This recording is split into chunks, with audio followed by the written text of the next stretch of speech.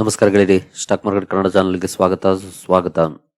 ಗೆಳೆಯರಿ, ವಿಡಿಯೋದಲ್ಲಿ ಇವತ್ತು ನಮ್ಮ ಮಾರ್ಕೆಟ್ ಅಲ್ಲಿ ಸುದ್ದಿಯಲ್ಲಿರುವಂತಹ ಇಂಪಾರ್ಟೆಂಟ್ ಶೇರುಗಳ ಬಗ್ಗೆ ತಿಳ್ಕೊಳ್ಳುವಂತ ಪ್ರಯತ್ನ ಮಾಡೋಣ. ಹಾಗೆ ಆಸ್ ಯೂಶುವಲ್ ಇವತ್ತಿನ ನಮ್ಮ ಮಾರ್ಕೆಟ್ ಪರ್ಫಾರ್ಮೆನ್ಸ್ ನ ಬಗ್ಗೆ ಗಿಫ್ಟ್ ನಿಫ್ಟಿ ಯಾವ ಇಂಡಿಕೇಶನ್ ಕೊಡ್ತಾ ಇದೆ ಹಾಗೂ ಏಷ್ಯನ್ ಮಾರ್ಕೆಟ್ಸ್ ಯಾವ ರೀತಿಯ ಇಂಡಿಕೇಶನ್ ಅನ್ನ ಕೊಡ್ತಿದ್ದಾವೆ ಅನ್ನೋದನ್ನ ತಿಳ್ಕೊಳ್ಳುವಂತ ಪ್ರಯತ್ನ ಮಾಡೋಣ.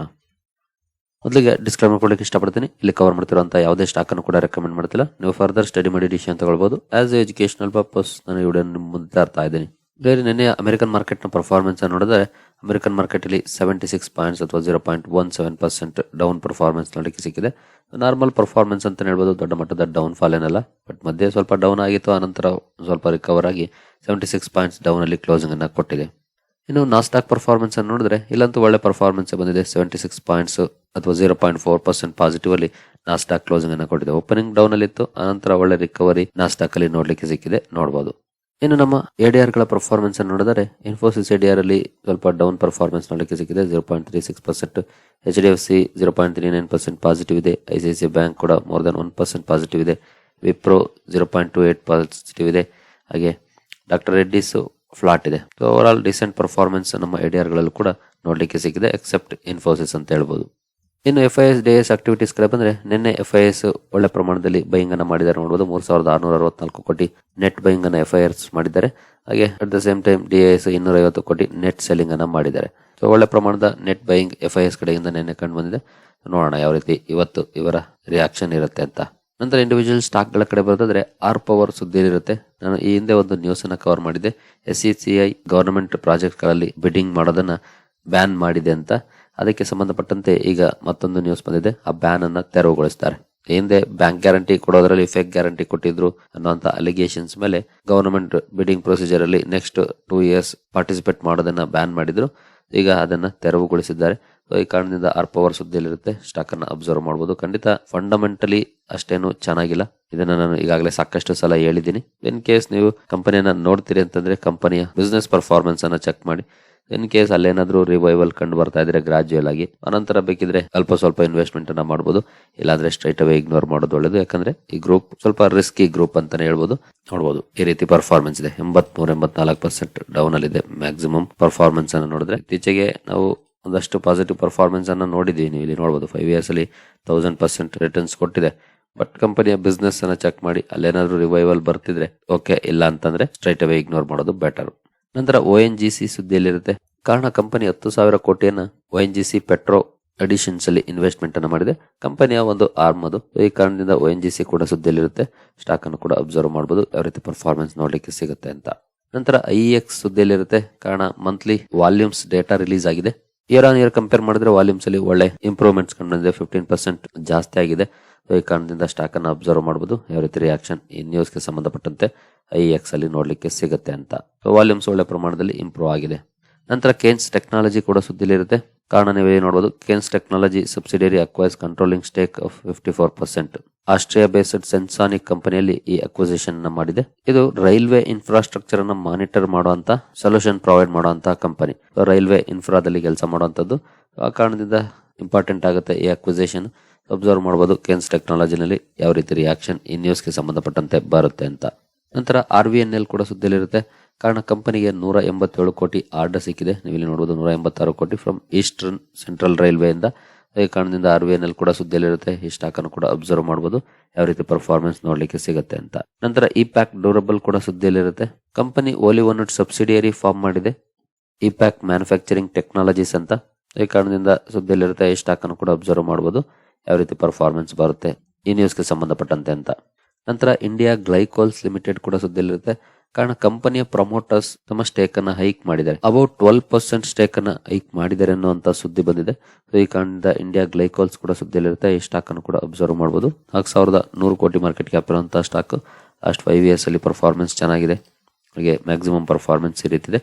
ಇಂಟ್ರೆಸ್ಟೆಡ್ ಸ್ಟಡಿ ಮಾಡಬಹುದು. ಜೊತೆಗೆ ಇವತ್ತು ಅಬ್ಸರ್ವ್ ಮಾಡಬಹುದು ಈ ನ್ಯೂಸ್ಗೆ ಸಂಬಂಧಪಟ್ಟಂತೆ. ಅಂದ್ರೆ ಕಂಪನಿಯ ಪ್ರಮೋಟರ್ ಸ್ಟೇಕ್ ಹೈಕ್ ಮಾಡಿರೋದಕ್ಕೆ ಏನಾದರೂ ಪಾಸಿಟಿವ್ ರಿಯಾಕ್ಷನ್ ಬರುತ್ತಾ ಸ್ಟಾಕ್ ಅಲ್ಲಿ ಅನ್ನೋದನ್ನ ಅಬ್ಸರ್ವ್ ಮಾಡಬಹುದು. ನಂತರ PB ಫಿನ್ಟೆಕ್ ಸುದ್ದಿಯಲ್ಲಿರುತ್ತೆ ಅಥವಾ ಪಾಲಿಸಿ ಬಜಾರ್. ಕಾರಣ ಕಂಪನಿ ಹೆಲ್ತ್ ಕೇರ್ ಬಿಸ್ನೆಸ್ ಅನ್ನ ನೋಡ್ಕೊಳ್ಳಿಕ್ಕೆ ಒಂದು ಸಬ್ಸಿಡಿಯರಿ ಫಾರ್ಮ್ ಮಾಡಿದೆ. ನೀವು ಇಲ್ಲಿ ನೋಡಬಹುದು PB Fintech board approves incorporation of health care subsidiary. Health ಕೇರ್ಗೆ ಸಂಬಂಧಪಟ್ಟಂತೆ ಬಿಸ್ನೆಸ್ ಅನ್ನು ನೋಡ್ಕೊಳ್ಳಿಕ್ಕೆ ಸಬ್ಸಿಡಿಯರಿ ಫಾರ್ಮ್ ಮಾಡಿದೆ. ಈ ಕಾರಣದಿಂದ ಸುದ್ದಿಯಲ್ಲಿರುತ್ತೆ. ಈ ಸ್ಟಾಕ್ ಅನ್ನು ಕೂಡ ಅಬ್ಸರ್ವ್ ಮಾಡಬಹುದು ಯಾವ ರೀತಿ ಪರ್ಫಾರ್ಮೆನ್ಸ್ ಬರುತ್ತೆ ಅಂತ. ಇನ್ ಕೇಸ್ ಮ್ಯಾಕ್ಸಿಮಮ್ ಪರ್ಫಾರ್ಮೆನ್ಸ್ ಅನ್ನು ನೋಡಿದ್ರೆ ಈ ರೀತಿ ಪರ್ಫಾರ್ಮೆನ್ಸ್ ಅನ್ನು ಕೊಟ್ಟಿದೆ. 2021 ನವೆಂಬರ್ ಅಲ್ಲಿ ಲಿಸ್ಟ್ ಆಗಿರುವಂತಹ ಕಂಪನಿ ಪಾಲಿಸಿ ಬಜಾರ್. ಅಬ್ಸರ್ವ್ ಮಾಡಬಹುದು ಈ ಸ್ಟಾಕ್ ಅನ್ನು ಕೂಡ ಇವತ್ತು ಯಾವ ರೀತಿ ಪರ್ಫಾರ್ಮೆನ್ಸ್ ಬರುತ್ತೆ ಅಂತ. ನಂತರ ಸುದರ್ಶನ್ ಕೆಮಿಕಲ್ ಇಂಡಸ್ಟ್ರೀಸ್ ಕೂಡ ಸುದ್ದಿಯಲ್ಲಿರುತ್ತೆ. ನಿನ್ನೆಂತೂ ಭರ್ಜರಿ ಪರ್ಫಾರ್ಮೆನ್ಸ್ ಬಂದಿದೆ ಈ ಕಂಪನಿಯಲ್ಲಿ. ಇವತ್ತು ಕೂಡ ಸುದ್ದಿಯಲ್ಲಿರುತ್ತೆ ಸ್ಟಾಕ್. ಕಾರಣ ಕಂಪನಿ ಒಂದು ನ್ಯೂ ಪ್ರಾಡಕ್ಟ್ ಲಾಂಚ್ ಮಾಡಿದೆ. ಸುಮಿಕಾ ಬ್ರೈಟ್ ಗೋಲ್ಡ್ ಅಂತ ಬ್ರಾಂಡ್ ನೇಮ್ ಅನ್ನು ಕೊಟ್ಟಿದೆ. ಪಿಗಮೆಂಟ್ಸ್ ಫಾರ್ ಕೋಟಿಂಗ್ಸ್ ಹಾಗೂ ಪ್ಲಾಸ್ಟಿಕ್ ಅಂಡ್ ಪ್ರಿಂಟಿಂಗ್ ಇಂಕ್ಸ್ ಅಲ್ಲಿ ಬಳಸುವಂತ ಪ್ರಾಡಕ್ಟ್ ಅದು. ಈ ಕಾರಣದಿಂದ ಸುದರ್ಶನ್ ಕೆಮಿಕಲ್ಸ್ ಕೂಡ ಸುದ್ದಿಯಲ್ಲಿರುತ್ತೆ. ಈ ಸ್ಟಾಕ್ ಅನ್ನು ಕೂಡ ಅಬ್ಸರ್ವ್ ಮಾಡಬಹುದು. 7,700 ಕೋಟಿ ಮಾರ್ಕೆಟ್ ಕ್ಯಾಪ್ ಇರುವಂತದ್ದು. ಲಾಸ್ಟ್ 1 ಇಯರ್ ಪರ್ಫಾರ್ಮೆನ್ಸ್ ಅನ್ನು ನೋಡಿದ್ರೆ 137% ಇದೆ. 5 ಇಯರ್ಸ್ ಅಲ್ಲಿ 187% ಇದೆ. ಮ್ಯಾಕ್ಸಿಮಮ್ ಪರ್ಫಾರ್ಮೆನ್ಸ್ ಈ ರೀತಿ ಇದೆ. ಇಂಟ್ರೆಸ್ಟ್ ಇರಬೇಕಿದ್ರೆ ಸ್ಟಡಿ ಮಾಡಬಹುದು. ಜೊತೆಗೆ ಇವತ್ತು ಸ್ಟಾಕ್ ಅನ್ನು ಅಬ್ಸರ್ವ್ ಮಾಡಬಹುದು ಯಾವ ರೀತಿ ಪರ್ಫಾರ್ಮೆನ್ಸ್ ಬರುತ್ತೆ ಅಂತ. ನಂತರ ಯುನೈಟೆಡ್ ಬ್ರೇವರೀಸ್ ಕೂಡ ಸುದ್ದಿಯಲ್ಲಿರುತ್ತೆ. ಕಂಪನಿ ವೆಸ್ಟ್ ಬೆಂಗಾಲ್ ಅಲ್ಲಿ ಒಂದು ಪ್ರೀಮಿಯಂ ಸ್ಟ್ರಾಂಗ್ ಬೀರ್ ಲಾಂಚ್ ಮಾಡಿದೆ. ನಿಮಗೆ ಗೊತ್ತಿದೆ ಆಲ್ಕೋಹಾಲ್ ಸೆಗ್ಮೆಂಟ್ ಅಲ್ಲಿ ಕೆಲಸ ಮಾಡುವಂತಹ ಕಂಪನಿ. ಈ ಪ್ರೀಮಿಯಂ ಬಿಯರ್ ಲಾಂಚ್ ಮಾಡಿರೋದ್ರಿಂದ ಸುದ್ದಿಯಲ್ಲಿರುತ್ತೆ. ಈ ಸ್ಟಾಕ್ ಅನ್ನು ಕೂಡ ಅಬ್ಸರ್ವ್ ಮಾಡಬಹುದು ಏನಾದರೂ ಪಾಸಿಟಿವ್ ರಿಯಾಕ್ಷನ್ ಬರುತ್ತಾ ಅಂತ. ಮಾರ್ಕೆಟ್ ಕ್ಯಾಪ್ ಅನ್ನು ನೋಡಿದ್ರೆ 51,000 ಕೋಟಿ ಮಾರ್ಕೆಟ್ ಕ್ಯಾಪ್ ಇರುವಂತದ್ದು. ಲಾಸ್ಟ್ 1 ಇಯರ್ ಅಲ್ಲಿ ಪರ್ಫಾರ್ಮೆನ್ಸ್ ಡಿಸೆಂಟ್ ಇದೆ. ಹಾಗೆ 5 ಇಯರ್ಸ್ ಪರ್ಫಾರ್ಮೆನ್ಸ್ ಅಂತ ಗ್ರೇಟ್ ಪರ್ಫಾರ್ಮೆನ್ಸ್ ಏನಿಲ್ಲ, ಜಸ್ಟ್ 60% ಇದೆ. ಮ್ಯಾಕ್ಸಿಮಮ್ ಪರ್ಫಾರ್ಮೆನ್ಸ್ ಇರುತ್ತೆ. ಖಂಡಿತ ಕಂಪನಿ ಲಾಸ್ ಏನ್ ಮಾಡಿಲ್ಲ ಇನ್ವೆಸ್ಟರ್ಸ್ಗೆ, ಬಟ್ ತುಂಬಾನೇ ಸ್ಲೋ ಆಗಿ ಗ್ರೋ ಆಗ್ತಿರುವಂತ ಕಂಪನಿ. ಅದನ್ನ ನೀವು ಇಲ್ಲಿ ನೋಡಬಹುದು. ಇಂಟ್ರೆಸ್ಟ್ ಇರಬೇಕಿದ್ರೆ ಸ್ಟಡಿ ಮಾಡಬಹುದು, ಬಟ್ ಅಂತ ಗ್ರೇಟ್ ಪರ್ಫಾರ್ಮೆನ್ಸ್ ಏನಿಲ್ಲ, ಸ್ಲೋ ಆಗಿ ಮೂವ್ ಆಗುತ್ತೆ. ಆ ಪಾಯಿಂಟ್ ಅನ್ನ ಅರ್ಥ ಮಾಡ್ಕೊಳ್ಳಿ. ಜೊತೆಗೆ ಇವತ್ತು ಅಬ್ಸರ್ವ್ ಮಾಡಬಹುದು ಇನ್ವೆಸ್ಟ್ಗೆ ಸಂಬಂಧಪಟ್ಟಂತೆ. ನಂತರ ಮಹೀಂದ್ರ ಅಂಡ್ ಮಹೀಂದ್ರ ಸುದ್ದಿಯಲ್ಲಿರುತ್ತೆ. ಕಾರಣ ಮೊನ್ನೆ ತಾನೇ ಕಂಪನಿ 2 EV SUVs ಲಾಂಚ್ ಮಾಡಿತ್ತು ಕಂಪನಿ. ಇದಕ್ಕೆ ಸಂಬಂಧಪಟ್ಟಂತೆ ಎಸ್ಪೆಷಲಿ ಬ್ರಾಂಡಿಂಗ್ ಗೆ ಸಂಬಂಧಪಟ್ಟಂತೆ ಒಂದು ಸಮಸ್ಯೆ ಬಂದಿದೆ. ನೀವು ಇಲ್ಲಿ ನೋಡಬಹುದು IndiGo Suez Mahindra for using 6E in new electric car. ಏನು ಈ 6E ಅಂತ ಬಳಸಿದ್ದಾರೆ. ಇದಕ್ಕೆ ಸಂಬಂಧಪಟ್ಟಂತೆ ಇಂಡಿಗೋ ಅಂದ್ರೆ ಇಂಟರ್ಗ್ಲೋಬ್ ಏವಿಯೇಷನ್ ಕೇಸ್ ಹಾಕಿದೆ ಡೆಲ್ಲಿ ಹೈಕೋರ್ಟ್ ಅಲ್ಲಿ. ಕಾರಣ ಇವರು ನಾವು ಈ ಬ್ರಾಂಡ್ ನೇಮ್ ಅನ್ನ ಯೂಸ್ ಮಾಡ್ತಾ ಇದ್ದೀವಿ, 2015ರಿಂದ ಕೂಡ ರಿಜಿಸ್ಟರ್ಡ್ ಕೂಡ ಆಗಿದೆ, ಇದನ್ನ ನೀವು ಬಳಸ್ತಾ ಇದ್ದೀರಿ, ಇದು ತಪ್ಪು ಅಂತ ಲೀಗಲ್ ಬ್ಯಾಟಲ್ ಶುರುವಾಗಿದೆ. ಜೊತೆಗೆ ಇದಕ್ಕೆ ಸಂಬಂಧಪಟ್ಟಂತೆ ಮಾತುಕತೆಗಳು ಕೂಡ ನಡೀತಾ ಇದೆ ಟ್ರೇಡ್ ಮಾರ್ಕ್ ವಿಚಾರದಲ್ಲಿ. ಗೊತ್ತಿಲ್ಲ ಏನ್ ಡಿಸೈಡ್ ಆಗುತ್ತೆ ಅಂತ. ಈ ಕಾರಣದಿಂದ ಮಹೀಂದ್ರ ಅಂಡ್ ಮಹೀಂದ್ರ ಹಾಗೂ ಇಂಡಿಗೋ 2 ಕೂಡ ಸುದ್ದಿಯಲ್ಲಿರುತ್ತವೆ.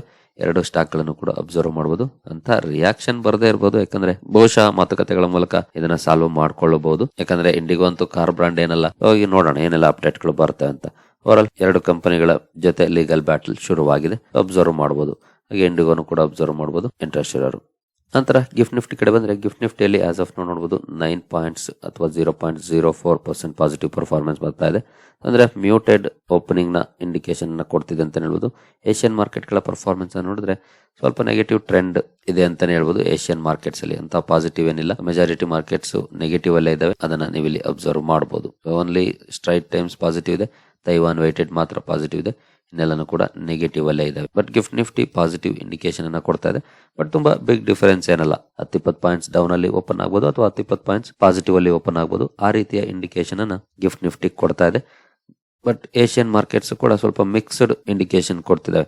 ಇದನ್ನ ನೋಡಿದ್ರೆ ಬಹುಶಃ ಮ್ಯೂಟೆಡ್ ಓಪನಿಂಗ್ ಅನ್ನ ನಾವು ಎಕ್ಸ್ಪೆಕ್ಟ್ ಮಾಡಬಹುದು ನಮ್ಮ ಮಾರ್ಕೆಟ್ ಅಲ್ಲಿ, ಅಂದ್ರೆ ಫ್ಲಾಟ್ ಓಪನಿಂಗ್. ಬಟ್ ಕ್ಲೋಸಿಂಗ್ ಯಾವ ರೀತಿ ಇರುತ್ತೆ ಅದು ನಮಗೆ ತುಂಬಾ ಇಂಪಾರ್ಟೆಂಟ್ ಆಗುತ್ತೆ. ಯಾಕಂದ್ರೆ ನಿನ್ನೆ ಕೂಡ ಅದೇ ರೀತಿ ಆಯ್ತು, ಒಳ್ಳೆ ಗ್ಯಾಪಲ್ಲೇ ಓಪನ್ ಆಯ್ತು. ನಂತರ ಕೊನೆಯಲ್ಲಿ ಒಳ್ಳೆ ರ್ಯಾಲಿ ಕಂಡು ಬಂದು ಓವರ್ ಆಲ್ ತುಂಬಾ ಒಳ್ಳೆ ಪರ್ಫಾರ್ಮೆನ್ಸ್ ನೋಡ್ಲಿಕ್ಕೆ ಸಿಕ್ತು. ಇವನ್ ಮೊನ್ನೆ ಕೂಡ ಈ ಕ್ಲೋಸಿಂಗ್ ಯಾವ ರೀತಿ ಇರುತ್ತೆ ಅದು ತುಂಬಾ ಇಂಪಾರ್ಟೆಂಟ್ ಆಗುತ್ತೆ. ಆಸ್ ಆಫ್ ನಾವು ಇಂಡಿಕೇಶನ್ ಫ್ಲಾಟ್ ಇದೆ, ನೋಡೋಣ ಫಾರ್ ದ ಬೆಸ್ಟ್. ಸರಿ ಗೆಳೆಯರೆ, ಈ ಎಲ್ಲ ಅಪ್ಡೇಟ್ಸ್ ನಿಮ್ಗೆ ಇಷ್ಟ ಆಗಿದೆ ಅಂದ್ಕೊಳ್ತೀನಿ. ಮುಂದಿನ ವಿಡಿಯೋದಲ್ಲಿ ಸಿಗೋಣ. ಅಲ್ಲಿವರೆಗೂ ಜೈ ಹಿಂದ್, ಜೈ ಕರ್ನಾಟಕ.